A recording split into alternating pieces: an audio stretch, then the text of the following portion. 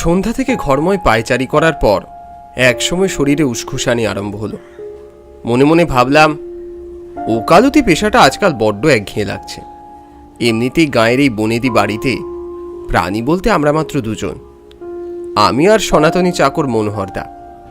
এদিকে তাঁর বয়সও 60 ছুঁই ছুঁই। ঘড়ির বড় কাঁটাটা আর 12 ঘরের অবস্থান জানান দিচ্ছে রাত অনেক হয়েছে। বাইরে প্রচণ্ড ঝড় আর থেকে থেকে খানিক বৃষ্টি। বাবু, আপনারে খেতে দিয়ে দি? দরজার বাইরে থেকে মনোহরদা প্রশ্ন করল। আহ মনোহরদা, তোমাকে এটা কতবার বলেছি কাজের সময় একদম আমাকে বিরক্ত করবে না। যাও, তুমি খেয়ে শুয়ে পড়ো। কথাটা শেষ হতেই মনোহরদা মাথা নিচু করে অন্যদিকে চলে গেল। এই হলো আমার একাকিত্বে ভরা পৃথিবী। আত্মীয় পরিজনেরা বহু বছর আগেই গাঁয়ের ল্যাটা চুকিয়ে শহরে পাড়ি জমালেও বহু অনুরোধ সত্ত্বেও আমি যেতে পারিনি কখনো। সত্যি বলতে কেমন একটা নারীর টান অনুভূত হয় এই পুরনো ইটের চাঙড় ঘেরা বাড়িটায়, যা ছিন্ন করা এই জন্মের অসাধ্য। রাত তখন আরও গভীর হয়েছে। কাজের ঘোরে নিজেকে হারিয়েই ফেলেছিলাম। এমন সময় ধূপ ধূপ শব্দে অফিস ঘরের দরজা ধাক্কানোর শব্দ। ঘড়ির দিকে চেয়ে খানিক বিস্মিত হয়ে প্রশ্ন করলাম, কে? ওপাশ থেকে কোনো সাড়া ভেসে এলো না। আরে এত রাতে কে? আশ্চর্য! তখন উঠে গিয়ে সেদিকে পা বাড়ালাম। দরজা খুলে বেশ চমকে উঠলাম। দরজার ওপারে গুপ্তিপাড়ার মামাতো ভাই অনিমেষ। তার চুলগুলো উদ্ভ্রান্তের মতো এলোমেলো, গায়ে ছেঁড়া শার্ট আর চাপ চাপ রক্তে মাখানো প্যান্ট। ওর এই অবস্থা দেখে একটু ভয় পেলাম। আজ তা প্রায় বছর 15 পরে ওকে দেখলাম। মুখের আদল এখনো সেই একই রকম। কি রে ভাই, তুই? কি হয়েছে? ও কোনো উত্তর দিল না, চুপ করে দাঁড়িয়ে রইল শুধু। এই অবস্থা কি করে হয়েছে তোর, বল। অগত্যা তার মনের অবস্থা বুঝতে পেরে তাকে বসবার ঘরে নিয়ে এলাম। অনিমেষ তখনও এক কোনো অজানা ভয়ে থরথর করে কাঁপছিল। কিছুক্ষণ যেতে খানিক থিতু হয়ে ফুঁপিয়ে উঠেও বলা শুরু করলো, ওরা আমাকে মেরে ফেলবে, মেরে ফেলবে। অনিমেষের চোখে মুখে স্পষ্ট আতঙ্কের ছাপ। কারা তোকে মেরে ফেলবে? দাদা, তুমি তো জানোই আমার প্রমোটিং এর কাজ, আর এটা সেই জমি সংক্রান্ত বিবাদ। ওরা ওরা আমাকে সারাটা দিন আতঙ্কে রেখেছে। কারা? এক নামকরা প্রমোটিং কোম্পানি। এক কথায় তারা আমার প্রতিদ্বন্দ্বী। আমার মনে হয় ওরাই আমাকে নানাভাবে ভয় দেখাচ্ছে। আচ্ছা, ওরা যেন আমার পিছনে জ্যান্ত ভূত ছেড়ে দিয়েছে। আদিম অতল অন্ধকার থেকে উঠে আসা একদল অতৃপ্ত আত্মা। আত্মা? হ্যাঁ হ্যাঁ, আত্মা। তোমার বিশ্বাস হচ্ছে না? এই দেখো, মাঝরাতে বুকের ওপর উঠে আমার সারা শরীর ধারালো নখের আঁচড়ে ক্ষত বিক্ষত করে দিয়েছে। রোজটা এমন হয় না, তবে আজ। কথাটা শেষ করেও ফোঁপাতে লাগলো। তারপর একটু থেমে বলল, কোনো মতে আমি সেখান থেকে পালিয়ে এসেছি। আর বড় রাস্তায় ওঠার পর তোমার কথাই মনে পড়লো প্রথমে। বেশ করেছিস, তোকে কোথাও যেতে হবে না। এ বাড়িতে এমনিও আমি একাই থাকি। তুই থাকলে তাও একটা সঙ্গী জুটবে। এখন কটা দিন এখানেই থাক তুই। ওকে শান্ত করার জন্য কথাগুলো বললাম। তাও ভয় কেমন কুঁকড়ে রইল। কিন্তু এখন কি হবে দাদা? কিচ্ছু হবে না। কাটা জায়গাগুলো একটু ওষুধ লাগিয়ে নে। আপাতত শুয়ে পড়। কাল সকালেই ওই সংস্থার বিরুদ্ধে আমি কেস করব। এত চিন্তা করিস না তো। না না দাদা, ওরা খুব ভয়ঙ্কর, বিভৎস। এরপরে ওরা তোমাকেও। ও তোর মনের ভুল। ওরা আমার কিচ্ছু করতে পারবে না। তুই রেস্ট কর তো এখন। সকাল তো প্রায় হয়েই এলো। আদালতে কেস উঠল। একদিকে অনিমেষ, অপরদিকে প্রতিপক্ষ সেই প্রমোটিং সংস্থার কর্ণধার। মিস্টার সেন, আপনি জঘন্য কাজটা কি করে করলেন? Mind your language. এরকম কোনো কাজ আমি কখনো করিনি। এরকম প্রমাণ ছাড়া আপনি আমার ওপর এই মিথ্যে অ্যালিগেশন আনতে পারেন না। প্রমাণ নেই সেটা আপনাকে কে বলল মিস্টার সেন? সব আছে, সেটা ঠিক সময় আদালতে পেশ করা হবে। I objection my lord. Objection sustained. আপনি আমার মক্কেলকে অহেতুক চাপ দিয়ে তার থেকে সত্যের জায়গায় মিথ্যে কথাটা আদায় করার চেষ্টা করছে। এর আগে ওনার কোনো ক্রিমিনাল রেকর্ড নেই। আমি অনিমেষ বাবুকে একটা কোশ্চেন করতে চাই। আপনি যে বলছেন আপনাকে মিস্টার সেন বিভিন্নভাবে হ্যারাস করেছে, তার কি প্রমাণ আছে আপনার কাছে? প্রমাণ আছে স্যার, প্রমাণ আছে। উনি মাঝে মধ্যেই আমার অফিসে এসে আমাকে হুমকি দিতেন। আমার অফিসের সিসিটিভি ফুটেজ চেক করলেই তা পাওয়া যাবে। মিস্টার সেন, কাকে আপনি হুমকি বলছেন? আমার প্রাপ্য টাকা চাওয়া কি আমার অপরাধ? না স্যার, না, এটা সম্পূর্ণ মিথ্যে কথা। Order, order. সেদিন রাতে ডিনারের পর আমি আর অনিমেষ দুজনেই ছাদে উঠলাম। গরমটা কেমন ভ্যাপসা, বারবার ঘাম দিয়ে উঠছে সারা শরীরে। কিছুক্ষণ নিশ্চুপে হাঁটার পর নিস্তব্ধতা ভেঙে বললাম, অনিমেষ, তুই কি প্রথম থেকেই প্রমোটিংয়ে ছিলিস?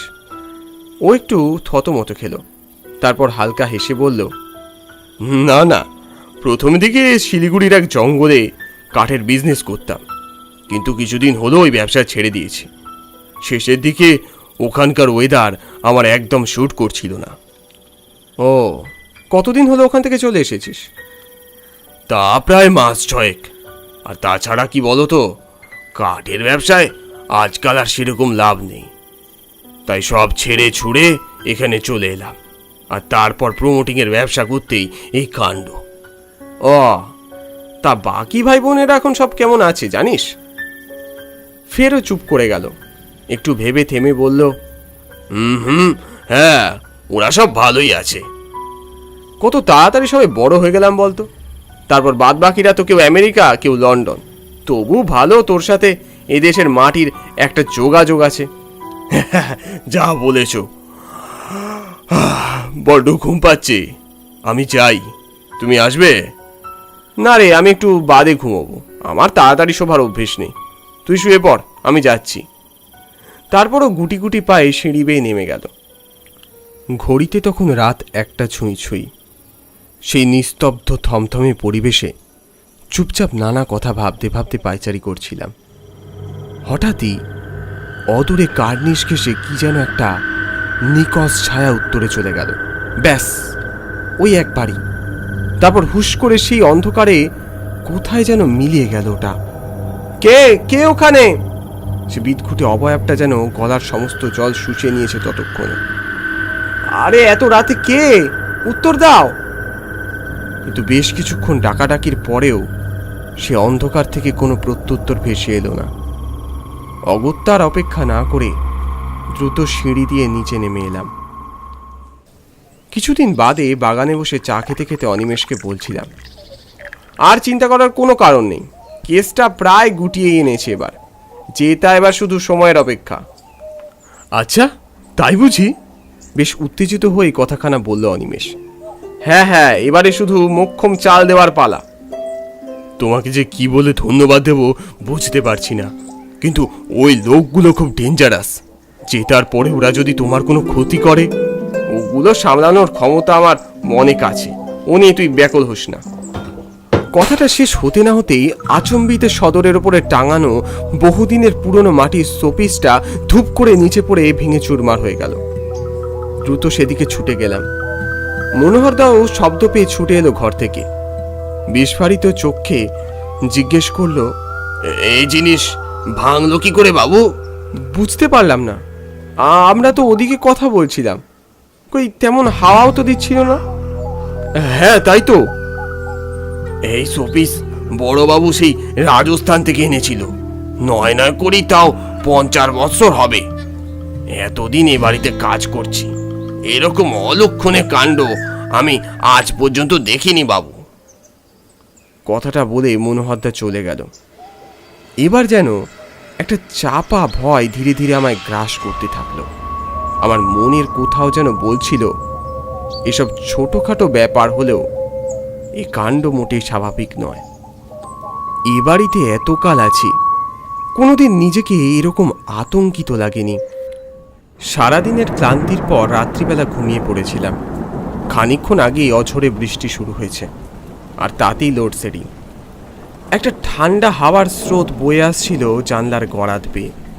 আচম্বিতে কাছে কোথাও একটা ঝিলিক সহ প্রচণ্ড বাজ পড়ার শব্দ। এমন সময় একটা বিকট চাপা শব্দে ঘুমটা ভেঙে গেল।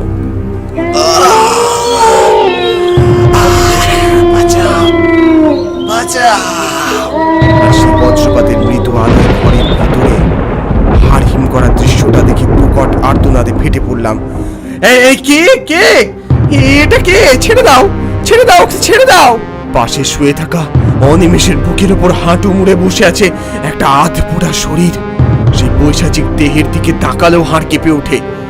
ভারী একটা দুর্গন্ধে ভরাট হয়ে গেছে ঘরের বাতাস। অমানসিক মুখের আঁচড়ে অনিমেষের দেহটা ছিন্ন বিচ্ছিন্ন করে ফেলছে সেই অবয়বটা। ওকে বাঁচাতে রীতিমতো অবয়বটার সাথে ধস্তাধস্তি শুরু হলো। এই ছাড়, ছেড়ে দে, ছেড়ে দে। অতর্কিতে দেহটা পর মুহূর্তে অন্ধকারে কোথায় যেন মিলিয়ে গেল, আর সাথে সাথে বিকট চিৎকার করে জ্ঞান হারিয়ে খাটের উপর অনিমেষ লুটিয়ে পড়ল। এই অনিমেষ, অনিমেষ ওঠ, ওঠ। না, বুঝলাম অনিমেষ ভালো মতোই মূর্ছা গেছে। এটাই স্বাভাবিক। যদিও হাঁফ ছেড়ে তাড়াতাড়ি করে উঠে টেবিলের ওপর রাখা গ্লাস থেকে কিছুটা জল খেলাম। ততক্ষণে দু চোখের পাতা থেকে ঘুমটা পুরোপুরি লাটে উঠেছে। তারপর ক্লান্ত শরীরটাকে এলিয়ে দিলাম চেয়ারটার ওপর, আর তখনই মাথার ভিতরটা প্রচন্ড যন্ত্রণায় ফেটে পড়ল। হাত পারষ্ট হয়ে ধীরে ধীরে কেমন একটা ঘোরের মধ্যে প্রবেশ করলো সারা শরীর। অতল বিভীষিকাময় আতঙ্কে ততক্ষণে মূর্ছা যাবার জোগাড়। আচম্বিতে চোখের স্পষ্ট দৃষ্টি একটু একটু করে ঝাপসা হয়ে এলো। চকিতে চোখের সামনে ধীরে ধীরে ফুটে উঠল ভিন্ন একটা দৃশ্যপট। গহীন জঙ্গলের ভিতর কাঠের তৈরি একটা ছোট্ট কুঁড়ে ঘর। দেখে মনে হয় সম্ভবত কোনো কাঠুরের ঘর। এরপরের দৃশ্যটার জন্য মোটেই প্রস্তুত ছিলাম না। দূরে ওটা কে দাঁড়িয়ে? খুব চেনা কেউ। ওটা তো অনিমেষ, কিন্তু ও এখানে? হতচকিত দৃষ্টিতে সম্মোহিতের মতো সেদিকে খানিকক্ষণ চেয়ে রইলাম। এই বুড়ো, কান খুলে শোন, তোদের এই জায়গা ছাড়তে হবে। সামনে দাঁড়ানো এক আদিবাসী বুড়োর উদ্দেশ্যে চিৎকার করে কথাগুলো বলল অনিমেষ। রানা বাবু, এ সম্ভব নয়। কি এত বড় সাহস আমার মুখের ওপর কথা? শোন, তোদের এই জায়গা থেকে হটিয়ে তারপর এই গাছগুলো কেটে বিদেশে চালান দেব। আর ভালো করে শুনে রাখ, বেশি ঘ্যাও ঘ্যাও করবি তো প্রাণটাই নিয়ে নেব। না বাবু না, এই জমি আমাকে বাপ ঠাকুরদার ভিটে, ছাড়ি দেন আমাদের। কথাগুলো কানে গেল না বুঝি? আজ এই জমি ছেড়ে অন্য কোথাও পালিয়ে যা। যা টাকা চাষ পেয়ে যাবি, নয়তো। সে আপনি আমাকে মাইরা ফেলেন বাবু। প্রাণ থাকতে আমি আমার জমি কিছুতেই ছাড়বো না, আর আপনার টাকা বরং আপনার কাছেই রাখেন। ধীরে ধীরে অনিমেষের চোয়াল দুটো শক্ত হয়ে এলো। চোখ দুখানা লাল জবার মতো রক্তবর্ণ ধারণ করলো। দুজনের মধ্যে বাক বিতণ্ডা ক্রমশ উত্তেজনাময় হয়ে উঠল। কাষ্ঠময় গলায় সে বলল, এই শেষবারের মতো বলছি, যাবি কিনা বল। বুড়োটা আর কোনো উত্তর দিল না, চুপ হয়ে মাথা নিচু করে দাঁড়িয়ে রইল শুধু। সেই দেখে অনিমেষের মাথাটা যেন আরো গরম হলো। রাগে ফুঁসতে ফুঁসতে সে বলল, যাবি না মানে? দেখ তবে। বলি সে কোটের পকেট থেকে ধারালো একটা ছোরা বার করলো। তারপর উদ্ধত ভঙ্গিতে বুড়োটার দিকে এগিয়ে সজোরে তার পেট বরাবর ছোরাটা চালিয়ে দিল। তারপর সেকেন্ডের মধ্যে গটগট করে ও সেই কুড়ের ঘরের ভিতরে গিয়ে ঢুকলো। কিছুক্ষণ পর সেই কুড়ে ঘরের ভিতর থেকে এক মহিলা আর এক শিশুর করুণ আর্তনাদ ভেসে উঠল। এরপর অনিমেষ ওর সাগরেদদের বলল, বডিগুলোকে ওই গাছের সাথে বেঁধে পুড়িয়ে দে। আর হ্যাঁ, সব প্রমাণ ধুয়ে মুছে একদম সাফ করে ফেলবি। দেখলাম 3টে বস্তায় মোড়ানো দেহ তারা গাছ থেকে ফাঁসির মতো ঝুলিয়েছে। তারপর নিচ থেকে আগুন ধরিয়ে দিল। দেখতে দেখতে দেহগুলো বিকট গন্ধ ছেড়ে পটাপট শব্দে পুড়তে লাগলো। এই বিভৎস দৃশ্যটা সহ্য করার ক্ষমতা আমার ছিল না। ঝপ করে চোখ বন্ধ করে দু হাতে আমি মুখ ঢেকে ফেললাম। এরপর সেই দৃশ্যপটে পড়েছিল শুধু কিছু গোপন নথি আর সেই ছোড়াটা, ব্যাস। বাকিটা জলের মতো আমার সামনে পরিষ্কার হয়ে গেল। সে রাতে মনে মনে প্রতিজ্ঞা করলাম, এই সভ্য সমাজে এই জানোয়ারটার বাঁচার এক বিন্দু অধিকার নেই। ওকে ফাঁসির কাঠে ঝোলাতে যত দূর যেতে হয় তত দূর যাব আমি। পরদিন কোর্ট বসতেই নানা কথার মাঝখানে এই প্রসঙ্গে অনিমেষকে কিছু প্রশ্ন করলাম। শিলিগুড়িতে আপনার কিসের ব্যবসা ছিল? প্রথমে সে তো বোবার মতো খানিকক্ষণ চেয়ে রইল, তারপর বলল, আরে তুমি তো জজ সাহেবের সামনে আবার বলুন। কাঠের ওখান থেকে ব্যবসা গুটিয়ে আসার কারণ? ওয়েদার প্রবলেম হুজুর। মিথ্যে কথা। ওখানে আপনি জমি সংক্রান্ত কারণে তিনটে খুন করেছেন। এই যে হুজুর, এই নথিতে সব প্রমাণ মজুদ আছে, আর বাকিটা আপনি লোকাল পুলিশে খবর দিলেই পেয়ে যাবেন। হতবাক হয়ে হাঁ করে এতক্ষণ শুনছিল অনিমেষ। কথাগুলো শুনে ওর মাথায় যেন আকাশ ভেঙে পড়ল। তারপর সে মুখ হাত দিয়ে একরাশ কান্নায় ফেটে পড়ল এবং সব দোষ স্বীকার করল। সমস্ত সাক্ষ্য প্রমাণ আর আসামির জবানবন্দির ভিত্তিতে এই কোর্ট অপরাধীকে মৃত্যুদণ্ডে দণ্ডিত করল। সমস্ত প্রমাণাদি খুঁটিয়ে দেখার পর জজ সাহেব আদেশ দিলেন,